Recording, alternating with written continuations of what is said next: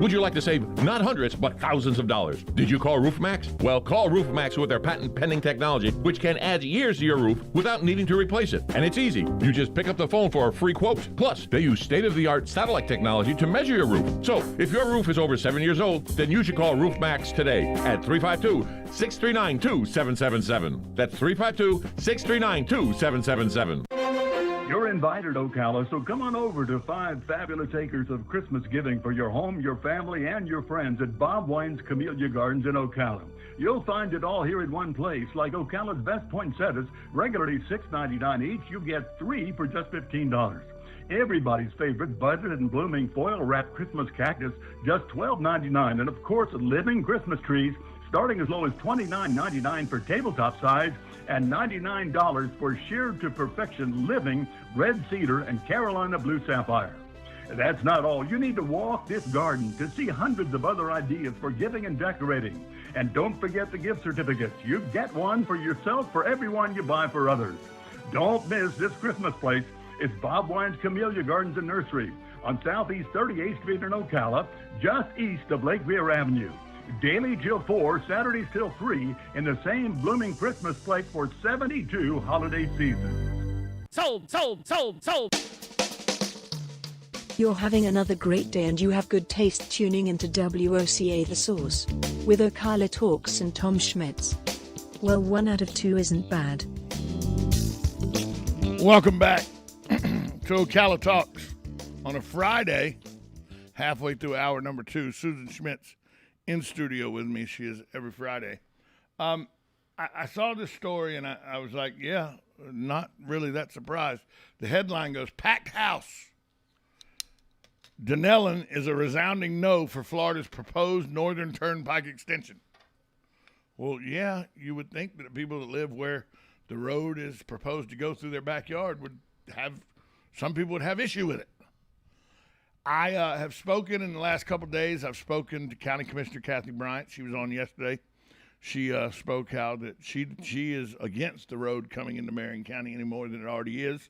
It dead ends now into 75 in Wildwood. I talked to a couple people at the state, people I know up in Tallahassee that know about this situation, and got some numbers that I was quite frankly surprised at, that during heavy travel periods, during spring break time, summertime, the holiday times, when a lot of people come from out of state to the central part of the state where the turnpike goes through and everything, that at the exchange of 75 and the turnpike, that if you didn't have that exchange, if the turnpike went through and didn't empty out into 75, and you would still have people that get off at 75 there, I understand that, but people that are going like the I-10 west and everything, that want to go to west of the country, you'd alleviate that. They think that it would alleviate about 30 to 35% of the traffic that goes on to 75 now. And they say that during the heavy traffic periods, the numbers are somewhere around 30 to 35,000 cars a day use that interchange. So you would be able to take 30 to 35% of those cars away. Well, that would be about 10,000 cars a day. Now, is that going to help alleviate traffic? I mean, you take 10,000 cars off the road, off that interchange, it's got to make 75 a little less dense traffic-wise. You travel every day that corridor. You extensively use 75 and the turnpike right there in Wildwood and everything. Right. Could you, first off, it needs to be 3-laned. If they're going to do anything with turnpike, it needs to go 3-laned. It does. Well, the way the villages is hop the turnpike and everything. But do you see this extension of the turnpike as a good thing or a bad thing? Well, first of all, I'd have to see the layout. And I would also want to know, will it bring industry? Will it bring more industry to Florida and create more jobs? Better pathways would have to bring better industry, right. More industry. Typically, it does. So if there's going to be a benefit to overall for our community, then I think it really needs to be looked at. And really with progress, I mean, sometimes there's some sacrifices. I'm not saying I don't even know where the road would go. I haven't seen a map or anything like right that. Right now, one of the proposed routes go up through comes up right there at Wildwood and comes into the southwestern corner of Marion County on its way to 19. So right through part of Denellen on its way to 19. So I would be really interested to see how that would impact growth. I mean, we are even lacking some interchanges that, like with WEC, there should be an interchange. Well, there's going to be a new exit put in for the FedEx area. They're going to put a new exit in there. And by putting a new exit in there, that should alleviate the heavy traffic area of 27 that a lot of the trucks use, because that's the only avenue to get to the FedEx. It's the only way to get to Chewy, AutoZone is right now off the interstate is Highway 27. Actually, it backs up more at 326 than it does at Highway 27. They need to look at that first. Right. But or Bellevue. The reason it backs up at 326 is very easy. You have 3 truck stops right there on the interstate. Yes, you do. That's what backs that up. Right. And until you decide that you don't need 3 truck stops at that one exit, it's going to stay backed up. 326 is. And 484 is kind of presented with the same thing, except it's 2-lane. Yes. On the west side of the interstate. On the east side of the interstate, it's 4-lane, but on the west side of the interstate, it's 2-lane. That's ridiculous. It is ridiculous. I mean, and short lights. Yeah, ridiculous. So they're working on 484. That's a project they're going to do. That's a project already in. 326 is enough, but they think that a lot of 326 would be helped with that new exit that's coming in that they're building right there at 44th. They're putting a brand new exit in just to service the FedEx, Chewy, AutoZone, Amazon area. Right. But this toll road's coming. By the way, I have it on authority from Tallahassee. The toll road's coming. You can have all these meetings. You can say, I don't want it in my backyard. You can have all the letters written by county commissions and city councils saying, not in our neighborhood. The DOT doesn't care. The road's coming. Where the road's coming, we don't know yet. Still in the infancy. But I have it on very good authority from people who are in the legislature in Tallahassee that the road's coming. That it's not about if, it's when. Well, you know, the funny thing with Florida, and those of you that don't know, I've been coming to Florida since I was a little girl. My grandma retired down here into Northport, where my parents live now. And you've driven a lot on 75. I've driven a lot on 75. But here's my funny when you said the road is coming. There's a road called Tamiami, which, by the way, goes to neither. And it is supposed to be coming. Well, Tamiami does go to both. It does not. It does. It's 40. It's 41. It goes to Tallahassee. I mean, it goes to Miami and to Tampa. U.S. Highway 41, Tamiami Highway. It goes to both. You just have to know how it goes to both, because it's not the easiest road to traverse, especially in southwest Florida where you're talking about, the Northport, Port Charlotte area and everything. But Tamiami goes to Miami and to Tampa. It just doesn't do it easily. Therefore, I would disagree. Right. But it's US 41, which is the same US 41 that goes right through the center of Atlanta. It's the same exact highway. Same exact highway. But this, from my understanding, the toll road's coming. My understanding is the Suncoast Parkway is coming too, up to join the toll road, to join the Turnpike. And then it's going to go to I-10, and it's a natural. You found this out when we came back for my birthday. We came back down 75 from Tallahassee. We went from Panama City up to near Tallahassee and got on the interstate, and then we came down 75. And you literally, for 2 reasons: one, because you think I drive like an aggressive jackass. Well, I'm not wrong. And 2, because I-10 was packed that day, you were white-knuckling it in the passenger seat. As I normally am. And I looked over at you and said, we should get off at 19.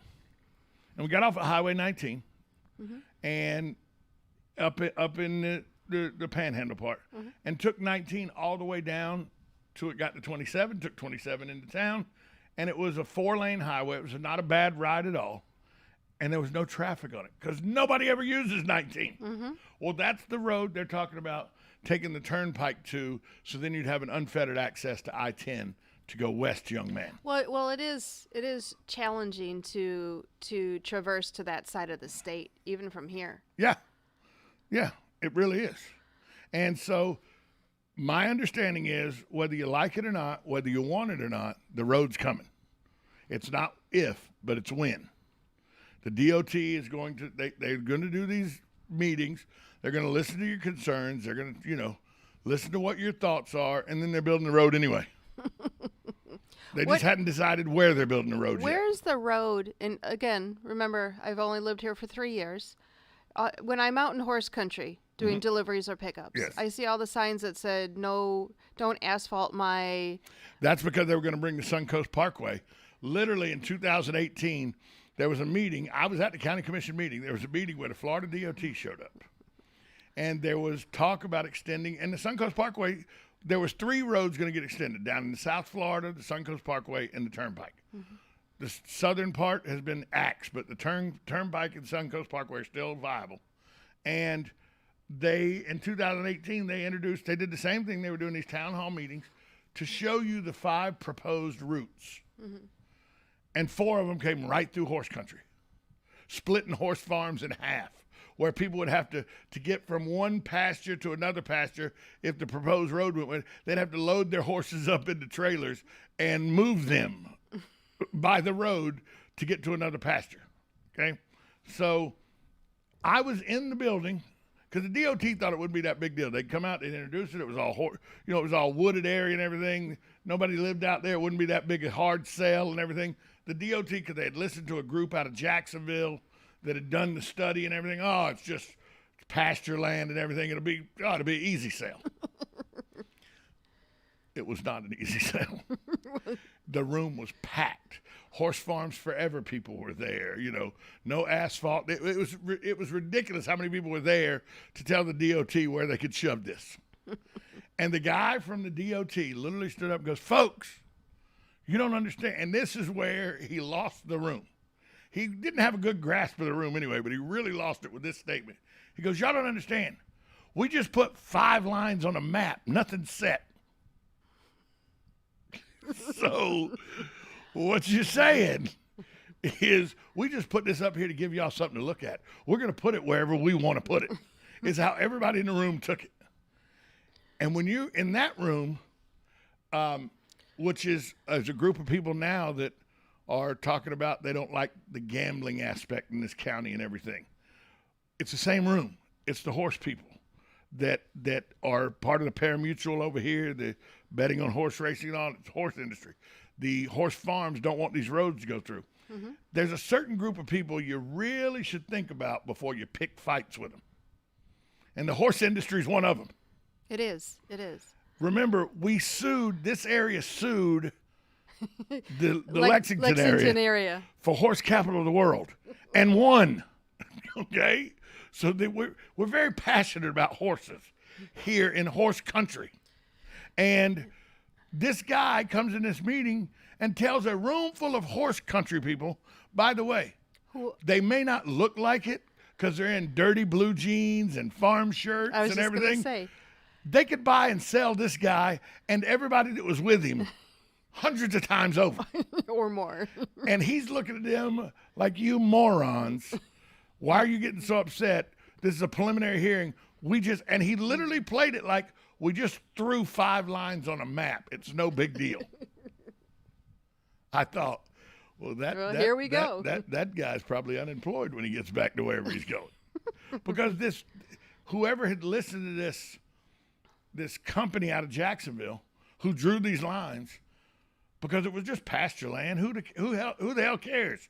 Found out real quick it wasn't pasture land. Right. It's historic horse farm land that people are very passionate about holding on to. Right. So that was what happened when you're out in horse country.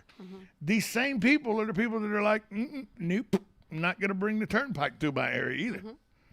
And we're not talking about people who don't have the ability to hire the right legal teams. They're not going to be able to stop the road. But they'll damn sure be able to stop it from coming through their horse farms. Right. Which puts people, out in outlying areas like Denellen and stuff under the gun because the road's coming. Marion Oaks, it's coming out that way. It's coming through Marion. It's coming that way. The backside of Marion Oaks, it's coming that way. Somewhere out in that area is where the Turnpike is going to be extended. The Suncoast Parkway is going to meet up with it, and it's going to go to 19 and then go to I-10. That's fact. I've got it on very good authority out of Tallahassee. It's not if, it's when. Well, honestly, and I might not be popular because of this, Marion Oaks is a good place for it with the growth that's coming down there now. The industry that is saying, oh, hey, we can build out here because there's 75. Oh, and by the way, there's going to be the Turnpike extension. Yeah, because that gives you access. When the Turnpike extends all the way through, now you will have access from north to the south and the east to the west on major highways. Yeah, and if I'm not either toll roads or interstates. And if I'm not mistaken, and it's been a while since I've seen it, I think Kevin Sheely from the CEP has put out, like, there's an industrial park going on. They're laying the groundwork for it. Oh, out at 484? Oh, yeah. There's a bunch going out there. The Dollar Tree Distribution Center just opened out there. It just but there's going to be, they're laying the groundwork for more distribution centers or warehouses or manufacturing. Well, certainly, because that's growth. Right. So that's a good place for it. So I understand all these people that are up in arms. Although I do love the fact how much money is in this community that said, okay, I'm going to take you to court now. I remember the one story you told me. Well, I'll take you to court. We'll see who runs out of money first. They're literally, the story she's talking about, and I won't give the particulars, the people involved, but I heard a conversation one day where one guy who owned something denied another guy access to what he owned. And the guy that got denied access says, you can't do that. I'll sue you. And the guy who had denied the access says, well, I'll tell you what. You get your lawyers, I'll get my lawyers, and we'll see who runs out of money first. And neither one of them would have run out of money quickly. Right. Neither one. Well, and they're doing the same thing with the state. You're like, this is my property. I can have the right legal team, and guess what? You're not going to run this road through it. Good for them. Yeah, money can buy you. And see, but then that leads a whole different problem. But if I don't have a lot of money, I just have to deal with the road coming through my property? Well, they usually give you a good chunk for the... I don't want a good chunk. It's my family land. We've been here 4 generations. You're going to hear that argument. You are going to hear that argument. You're going to hear, and by the way, a valid argument in my opinion. It is a valid argument, but on the other hand, you don't have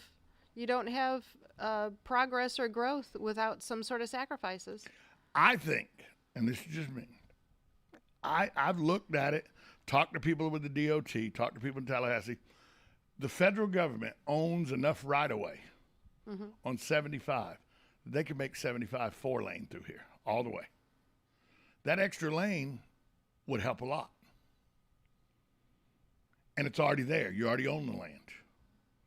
You wouldn't need to expand the Turnpike past where you were. But some people go, that's fine. But in 10 years from now, when there's 500,000 people here, is 4 lanes enough?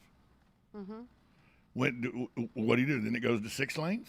You always look at where that needle is, and then you just got to decide. There is never a good answer when you talk about something like this. Somebody's always going to get the shaft. Somebody is always going to, there's going to be winners, there's going to be losers. Right. But, 10 years from now, or 10 years after it's built, it's going to be like, this. Why didn't we do this sooner?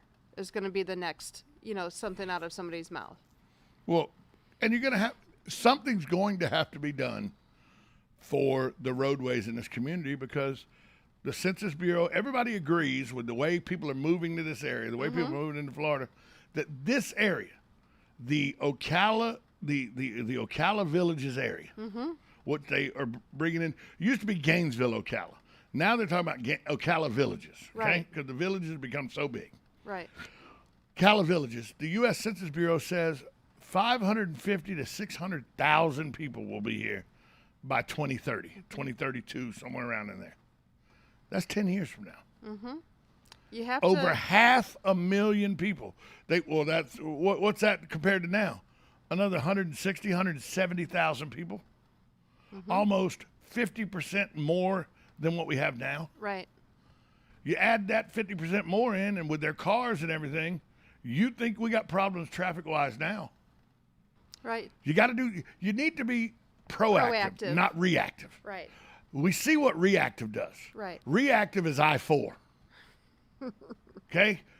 everybody knows that 10 years, I-4 has been under construction, this rebuild for 10 years.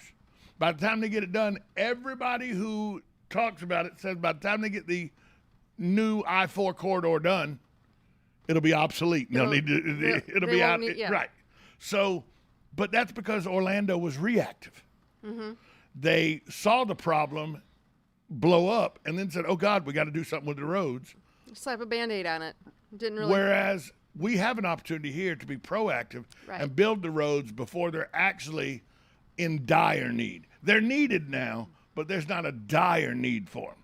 Because people say, well, Tom, there's rush hour and everything. We are bottlenecked. We don't have rush hour. No. We have rush minute. Okay, let's clear that up.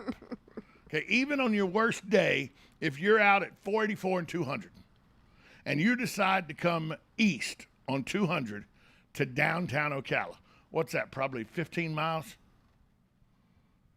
Yeah. 15, 18 Maybe. miles at the most. Mm-hmm. And if you decide to do it at 5 o'clock in the afternoon, or you're going from downtown out that way, whichever way the heaviest traffic pattern is, you still can do that in under 30 minutes. Mm-hmm. There are parts of Orlando that you can't go 3 miles in under 30 minutes. Yes, okay? that's true. There are parts of Atlanta where you can't go 3 miles in under 2 hours. Okay? So we don't have rush hour traffic yet. But it's coming. But you add another 160, 170,000 people to this area and don't do something about the roads now, it's coming.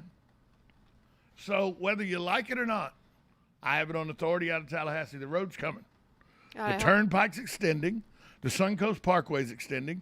And they're going to extend it up and use 19 as the route to and I would be okay with turning 19 into a toll road between here and the interstate. What are the losses for the town, though? Like, we drove through, we stopped, we went to the little shops. Yeah, but you could still do that as a toll road because 19's built already, and it's 4-lane both ways. Mm-hmm. You don't have to build the experience. You could build the Turnpike right into 19 and then leave 19 as a toll road to help pay for the Turnpike and everything that you just built, but leave 19 the way it is, where you still got the red lights and everything like that. Okay. You can still do that. I mean, you'd have to take some of the red lights out because it's a toll road. Or you don't make it a toll road. You just dead end the Turnpike and the Suncoast Parkway into 19, and then use 19 as the bleed out to I-10, and still have the little towns. But the traffic that's on 19 right now, because of how 75 came through, the traffic on 19 now is non-existent. Mm-hmm. It's just local money that keeps those places alive. It's not travelers keeping those. I mean, we did stop at that one barbecue place, but that's because it was unique. We wanted to take the long scenic route. Most people would go 75, I-10 to Panama City. Mm-hmm. We chose to go that way. Right. It wasn't out of necessity. Mm-hmm. But if we don't do something about it, a lot of necessity is going to be that we're going to be bottlenecked. I hope they widen 475 too and 475A. Ugh. And put a light up there at Pedro. Instead of the 4-way stop. God, it's terrible. You get on 475, you get see that Pedro. You like today. You go through Pedro today about 4 o'clock. Oh. It takes you 20 minutes to get through that stop sign. Oh, easy. It's so terrible. Yeah. But in the early afternoon, when it's not like out of work time, and of course today's Friday. Right. You're rolling. Yeah. Like you're just rolling. And 475 breaks off. 466 goes into Oxford.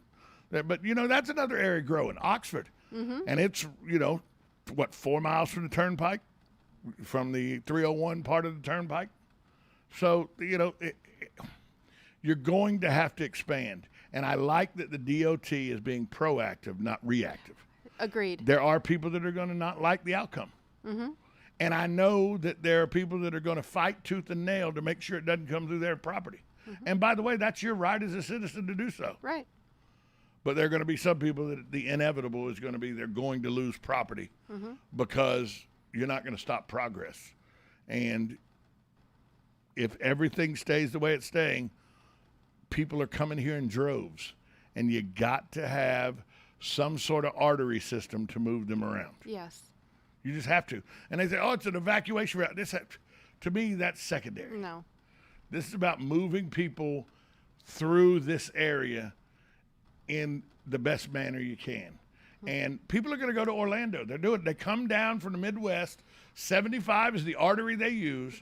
They come from the west, Texas, Louisiana, Arkansas. I-10 is part of what they use. And then they get on the toll roads. Well, right now the toll road starts at the Wildwood exit. I'd like it to be 30 miles farther west so I didn't have to deal with it. Because it's a pain in the neck right now. It really is. We'll take a break. We'll be back with Dumb Crook News after this short timeout. You're listening to 1370 AM, 96.3 FM. This is WOCA, The Source.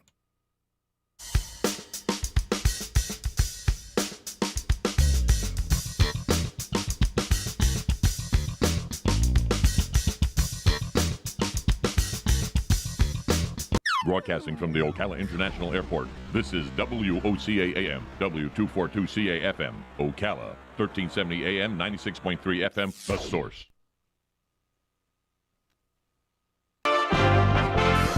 USA Radio News with Lance Pry. The Senate on Thursday adopted a bipartisan deal that opens the way for lawmakers to raise the debt ceiling. Treasury Secretary Janet Yellen said the national debt will be maxed out next week. The compromise, which now heads to President Biden's desk, essentially puts to rest the wrangling over the country's financial health until after the 2022 midterm elections. Two former top D.C. National Guard officials claim that an internal Army report on its response to January 6 at the Capitol is loaded with lies. The March 18th Army report says Guard members weren't prepared to respond quickly to the riots and describe multiple communications between top Army officials and the D.C. Guard's commander, then Major General William Walker. Walker, now Sergeant-at-Arms in the House, says some of those communications the Army described in the report never actually happened. For more information, give us a visit at usaradio.com. We are USA Radio News. You need an accurate thermometer to check for fever, a potential sign of flu or COVID. Be vigilant and contact your medical provider at the first sign of fever. Exergen Temporal Scanner Thermometer has been proven accurate in more than 100 clinical studies. Exergen Temporal Scanners are available at Walmart and other fine retailers. Learn more at exergen.com. That's EXERGEN.com. Exergen is changing the way the world takes temperature. Just in time for Christmas, Mike Lindell has dropped the price of the standard classic MyPillow, regularly $69.98 to $19.98. Now, queen and king size slightly higher, but that price includes a free press and pack bag so you can take your MyPillow with you anywhere. Go to MyPillow.com, click on the radio listener square, use my promo code USA, or call 1-800-951-8175. Support Mike Lindell and American Jobs and give MyPillow for Christmas. A unique and tasty veggie you may want to consider growing in your garden. That's coming up on This Land of Ours. I was probably a little bit like you. There was a lot of talk about the COVID-19 vaccines. I didn't know what to believe. And I tell you, everyone has an opinion. Some of my friends got vaccinated and some were against it. But I knew this was an important decision, so I went to somebody I already trusted, my doctor. It's your call, so talk to your doctor or healthcare provider and make the decision that's right for you. You can go to getvaccineanswers.org for the latest information. That's getvaccineanswers.org. Brought to you by the Ad Council. Great news, Florida farmers. The Florida legislature has passed hemp legislation allowing hemp to be grown. The alternative crop of the future is coming soon to Florida. With more than 25,000 different uses, hemp is the less water, less fertilizer, cover crop you've been waiting for. I'm Agriculture Commissioner Nikki Fried. Learn the facts about growing hemp at freshfromflorida.com today. That's freshfromflorida.com.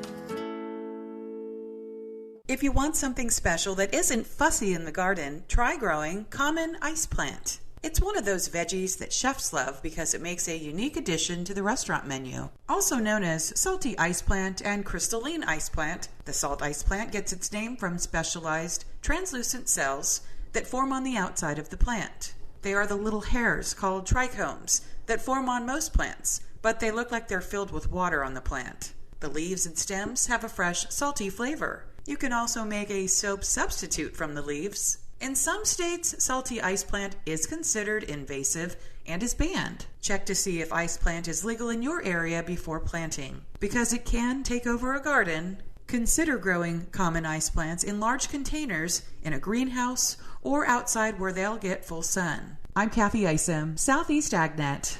When it really counts, depend on the source for the latest weather updates, keeping you ahead of the storm. 96.3 FM, 1370 AM, The Source. Fog will affect the area early today, otherwise mostly sunny and mild with a high of 81 to 83. Then becoming clear and warm this evening, low tonight 64 to 66. Partly sunny Saturday, high tomorrow 82 to 84. Then Sunday we'll have sunshine, a few clouds, passing shower, and a high of 79 to 82. From the Florida Weather Center.